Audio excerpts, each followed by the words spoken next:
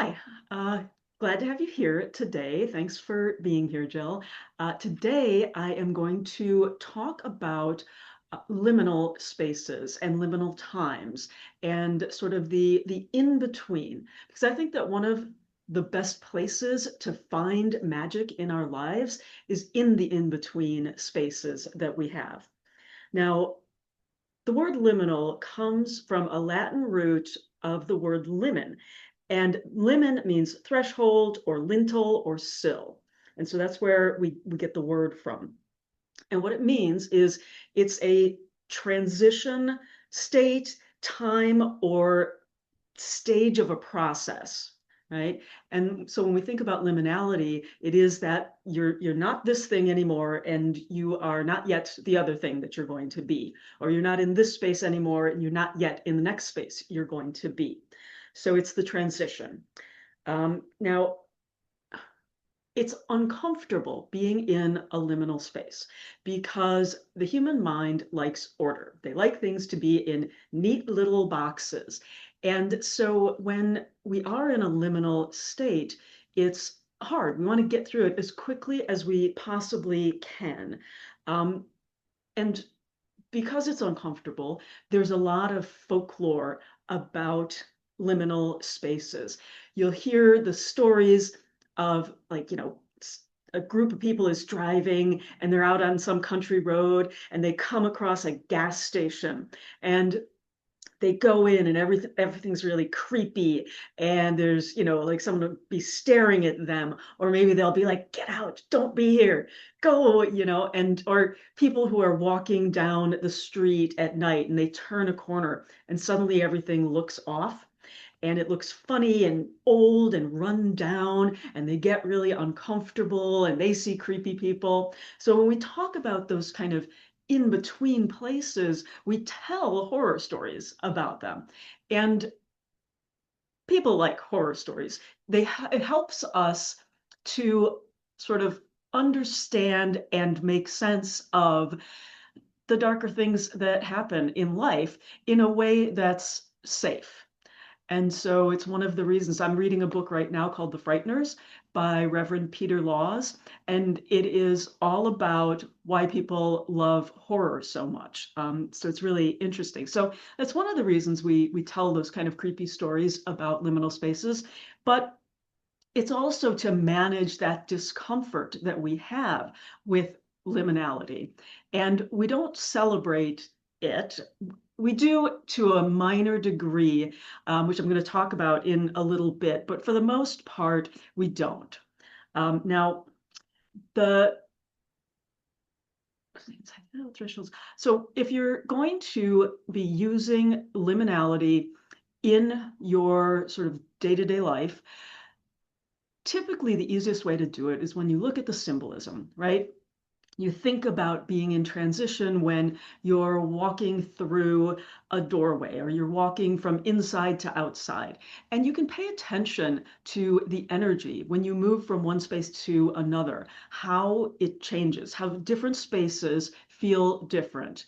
And that is room to room, or inside to outside, or maybe stepping from a meadow into the woods, right? And so if you think about that energy, it'll help you to start to pay attention to what your energy feels like, but what the energy around you feels like as well.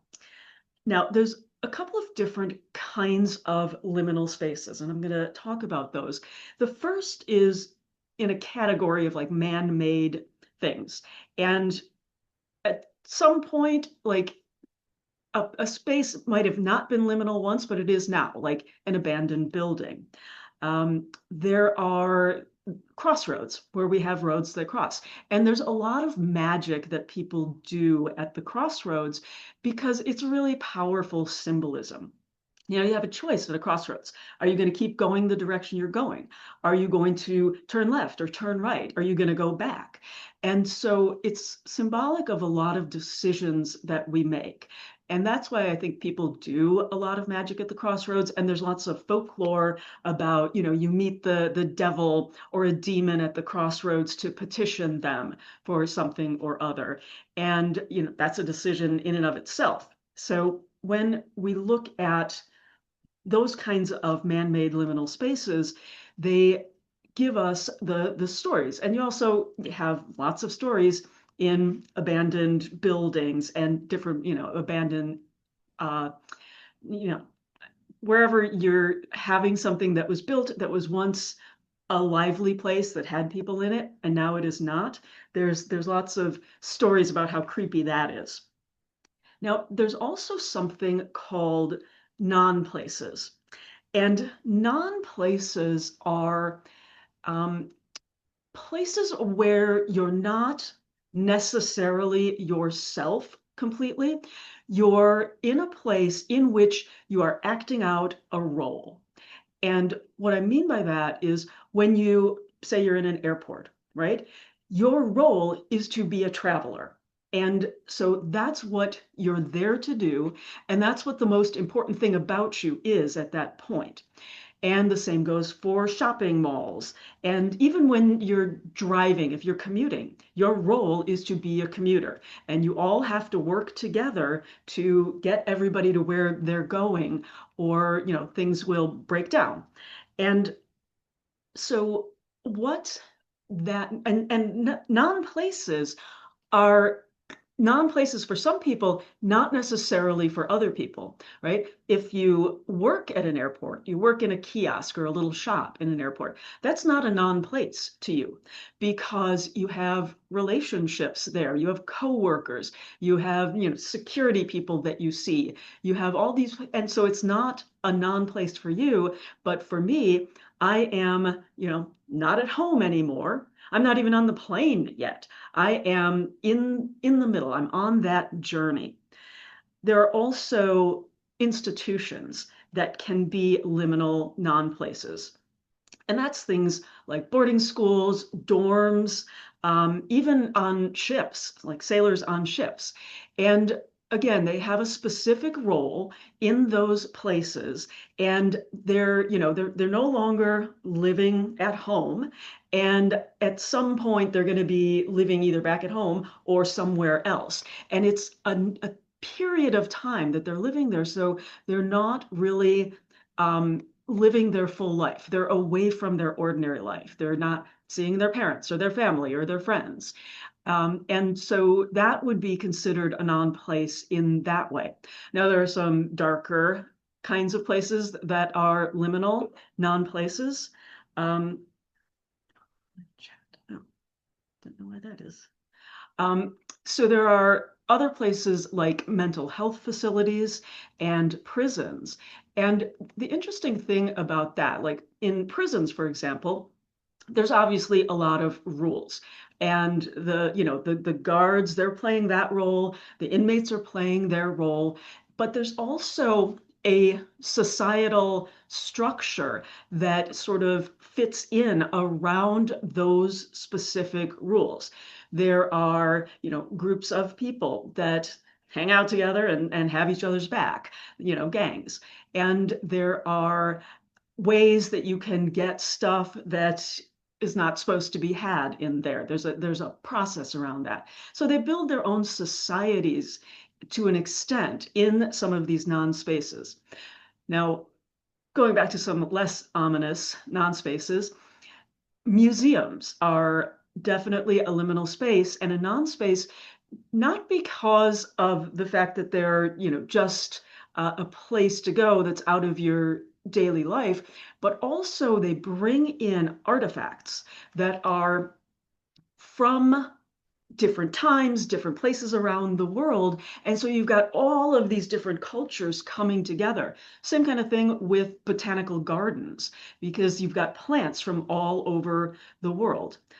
Now, churches and temples can also be non-places because you are going to them to get out of regular mundane life. You're going to connect with the sacred. That is your role when you choose to go there. And similarly with cemeteries or graveyards, They are a place that you go to either find a peaceful place, connect with spirit, or connect with your loved ones there, or connect with your ancestors. And so that's what you're going there to do. And that's your whole purpose in the moment. And if you have any questions, feel free to interrupt me. Now, as I was saying earlier, we find liminal places, liminal spaces in the natural world all over the place. I talked about the did I talk about that? I don't know. I'll talk about it again if I did. Beaches and riverbanks are a liminal space because it's between the land and the water. And the meadow, I did talk about it. Meadows going into a forest, if you're stepping into a forest, that's a liminal space in between those two. We also have liminal times like dusk and dawn, right? It's not night yet, but it's not really day any longer. We've got the solstices and the equinoxes. And I think that those are really interesting because each one of those means something different, right? So when you have the winter solstice, you're sort of not quite into that next thing of the days getting longer, right? And then you move into it. Well, on the next equinox, it is you're still the days are still getting longer after that, but it's a moment of balance. And at that point, you go into having like the days that are longer than the nights. And that continues on for a while. And then, of course, in the other half of the year, it happens in the other direction.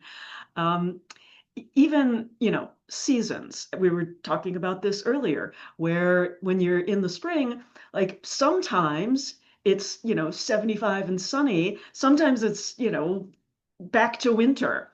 And you see all those jokes about, it's false spring.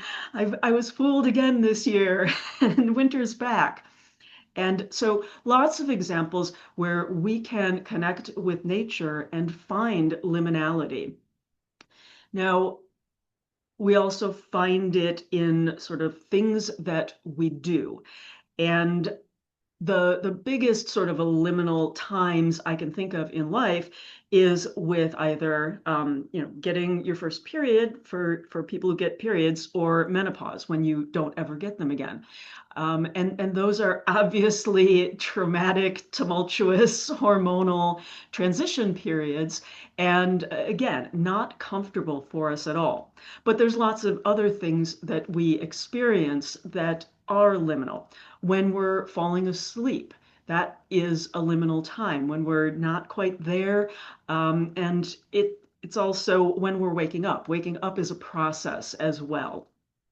Birth and death are obvious examples.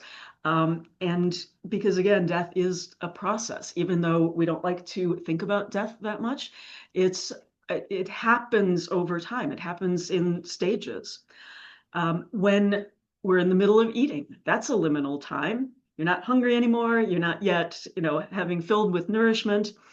Bathing, cleaning, cooking, all kind of liminal things. And even learning a new skill. You're not a novice anymore, but you haven't yet mastered that new skill. So you're sort of in the in between time if you stick with it, right? You have to keep going or, you never really get into that liminal space. Now, there are things that are thrust upon us that we do not want in any way, but they thrust liminality onto us. During a divorce, that's a really hard time. Then there's going to war or losing your job or other tragedies that you might experience.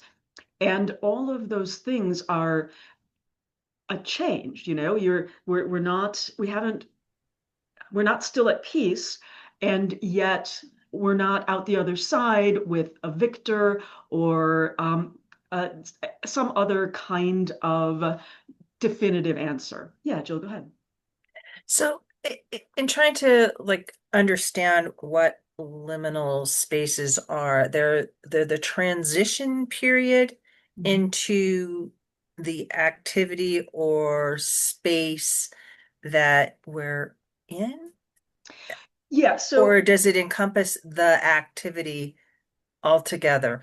Like, for instance, when you're waking up in the morning, there's a point where you're still asleep, and mhm, then there's a point where you're becoming conscious. And sometimes people are aware of it, sometimes they're not. mhm, But it's when you're starting to actively participate in your dreams, or you're getting stuff happening in your brain, mhm, but you're not really ready to just sit up and get up. mhm. Um, is that the liminal space between being awake, fully awake, or does it kind of bleed over? I Is think this making that sense? it bleeds over a little bit because when you're waking up, Mhm. um, they tell you that if you want to remember your dreams, you've got to capture them as soon as you wake up. And even for me, dreams that are like super clear, and I'm like, there's no way I'm going to forget that. 5 minutes later, it's gone. And so I think, and I'm awake. I know I'm awake. I'm not like in any sort, but I'm still enough asleep that I remember the dream. And when I am then fully and completely awake, I don't. And so I think that it's in part a decision because again, we're in one state and then later we're going to be in another state fully, right? And so if you're, still between, if you're not really asleep and you're sort of coming out of it, but you're not like, hey, I should brush my teeth right now. So I think it really is down to the person and how they feel about, am I there yet? You know? Maybe not in the case of menopause. I think our bodies tell us when we're there. Mine lied to me once. I went a whole year and then I wasn't done. Okay. Does that answer your question? Yes, it does. Okay. Now, I had mentioned this earlier, but we do celebrate some things that are liminal. We have, initiation rites, where we're initiated into a group or a coven, in my case. And when you're in the middle of it, for me, it was a really great experience because it was very ceremonial and they had all gone through it. And now I didn't know what was going to happen, but they all knew. And they ended up all like we went out into the woods and I was left behind and they went to go set up and then somebody came and got me. And when I got there, everyone was wearing masks and they're in their robes and it was something. And so we went through the whole ritual and it was great. It was so much fun. And then we went back and just were in our cabin and hanging out and laughing and talking. Just such a great time. We do celebrate some rites of passage, like birthdays or bar mitzvahs, bat mitzvahs, and weddings, and so those celebrations are the liminal space that we're in. And it was for me when I was out there being initiated, like I felt different. I felt like a different person afterwards when we were all in the cabin and the lights were on and nothing, ceremonial was happening. It was just amazing because I was like, now I feel more like I belong here. And so there are, things like that that we pay attention to. But what I think it's important to understand is that in some place in our life, we are always in transition, right? If you're, like I said earlier, if you're learning a new skill, right? Or you're learning a new recipe, or you're learning anything, and hopefully we all like to continue to learn. Some people don't, but you're moving from not knowing to knowing, from simplicity to complexity, from novice to mastery. And for me, when I think about a time when that happened some years back, I was doing some research about folklore, as you do. And I was listening to a podcast, and the host of that podcast just put it out there in an episode like, hey, does anybody want to review some folklore films? And I went, well, I'm sufficiently bored that I will try that. I don't know how to do it, right? But I did it, and he really liked it. And then later I started interviewing for the folklore podcast. And through that, I then got excited and decided, hey, I can do this myself. Now, there was a lot of learning going from I'm recording on Zoom and sending it to the host so he can edit it and post it to I'm going to do all my own editing and I'm going to find where I'm going to be hosted, all of those things. So it was a very long liminal space for me. But I mean, really, it was a lot of smaller liminal things. Like I had to figure out how to get a hosting platform, and I had to figure out what software I was going to use, and all. And so each of those transitions, and now it seems so easy to me. I was like, why did I ever think that was hard? Because you forget. But the key to it all is to keep showing up to do the work because lots of people, I read once that 95% of podcasters don't make it past the 20th episode. Like that's where most people fail and they don't keep showing up. So there's no transition there. You've gone back to who you were, you tried something and it didn't happen. And really part of it was great for me to have been working for another podcast at first because I wouldn't have just been disappointing myself if I didn't do what I said. I would have been letting someone down. And now that person, Mark Norman, is a good friend of mine. And I would have never been able to sort of spiral up energetically to have a friendship with him if I hadn't done all of the things I did along the way. And, of course, it's hard to disappoint ourselves, but one of the ways that I finished my book was that I had an accountability partner. So show up, do the work. And even magic itself is liminal. Um, we do apotropaic spells and charms for good luck. We do love spells to bring love into our life. When we're speaking to spirits, right? They're not alive, but they're not yet in whatever the afterlife is, because they're still here speaking to us.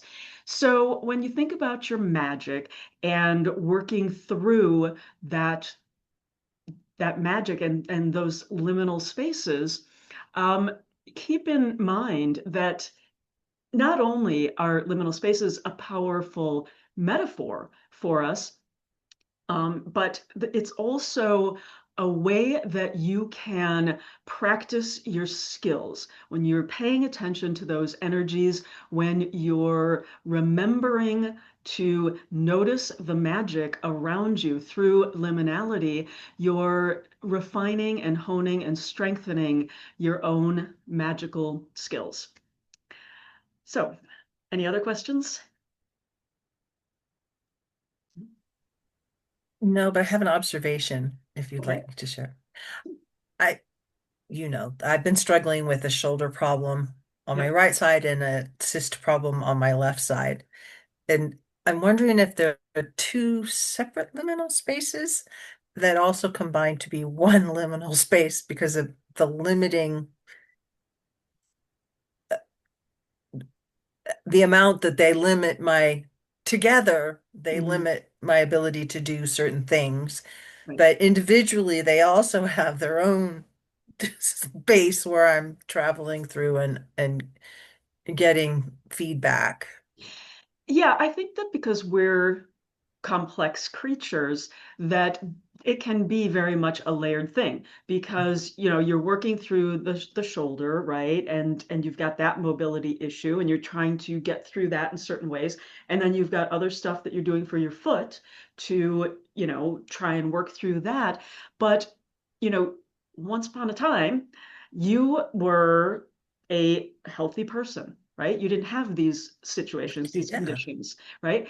And you're not yet past that. So that sort of where they're coming together is I'm not healthy, but I haven't gotten back to good health. I've moved out of health, but I'm in the middle of not being back in good health. And so they all fit together under that umbrella. So yeah, I think that they can be layered and they can be more than one thing. interesting. Interesting. It kind of